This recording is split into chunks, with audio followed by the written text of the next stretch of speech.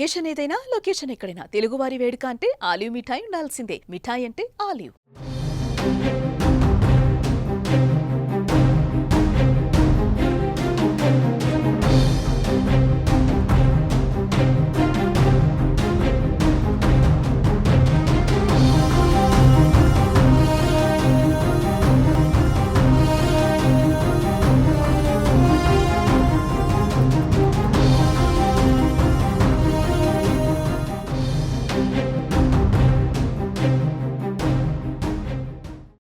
పాకిస్తాన్ భయంతో వణికిపోయింది. పాక్ సైన్యమే కాదు, ఈ రోజు పాక్ భూమి కూడా వణికింది.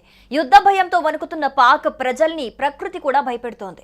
భారత్ చేపట్టిన ప్రతీకార దాడులతో అల్లాడిపోయిన పొరుగుదేశం పాకిస్తాన్ను వరుస భూకంపాలు వణికిస్తున్నాయి. శనివారం కూడా పాక్లో భూ ప్రకంపనలు సంభవించాయి. 3 రోజుల వ్యవధిలోనే తాజాగా మరోసారి అక్కడ భూమి కంపించింది.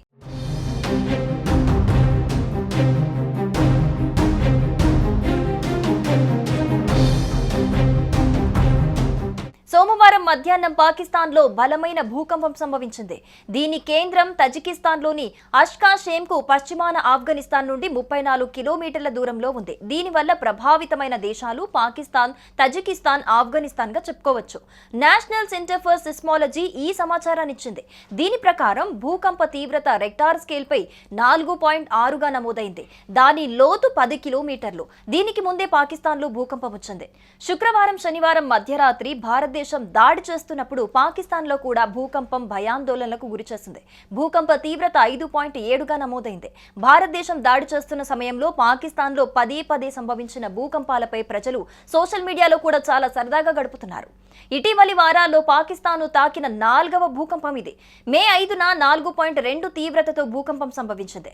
ఆఫ్ఘనిస్తాన్ సరిహద్దుకు దగ్గరగా ఉన్న ఖైబర్ పఖ్తూన్ఖ్వా ప్రావిన్స్ లోని చిత్రాల్ జిల్లా సమీపంలో దీని ప్రకంపనలు సంభవించాయి.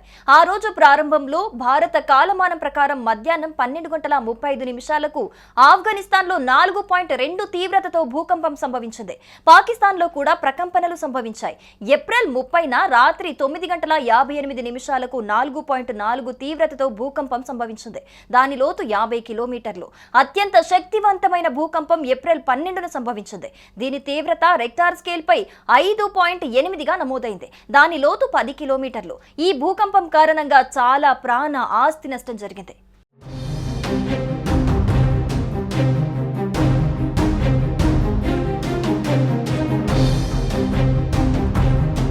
ఇక ఇదిలా ఉంటే మే 10వ తేదీ శనివారం తెల్లవారుజామున పాకిస్తాన్లోని మొత్తం 11 ఎయిర్ బేస్లని భారత్ కేవలం 90 నిమిషాల్లోనే నాశనం చేస్తుంది.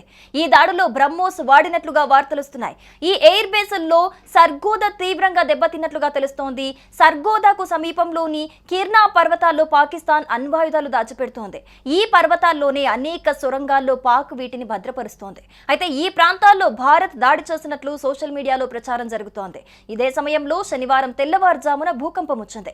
4.0 తీవ్రతతో భూ ప్రకంపనలు రావటం కూడా ఇందుకు అనుమానాలు రేకెత్తిస్తోంది. భారత్ దాడికి ఏదైనా అణ్వాయుధం భూగర్భంలో పేలిందా అనే ప్రశ్నలు వెలువడుతున్నాయి. అణ్వాయుధాలతో భారత్ ని బ్లాక్ మెయిల్ చేస్తున్న పాకిస్తాన్ కి బుద్ధి చెప్పడానికి ఈ దాడులు చేసిందా అనే చర్చ జరుగుతోంది. So the social media, the Twitter is abuzz with the fact that we hit a site called Kirana Hills, which is supposed to be the nuclear storage facility. And there is a lot of rumors about Sargodha. There are foreign analysts who've mentioned that the Sargodha attack led to certain leaks. Is there a confirmation that we actually hit Kirana Hills, or we were careful of not to do any such thing? Thank you. Thank you for telling us that Kirana Hill houses some nuclear installation. We did not know about it. Okay. And we've not hit Kirana Hills, whatever is there. Okay. I did not brief in my briefing yesterday. Thank you.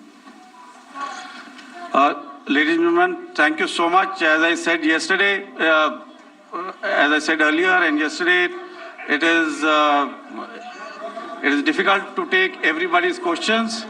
And the DGMers have to reach somewhere. Suman టీవీలో మీ personal and business promotions కోసం కింది నెంబర్కి contact చేయండి.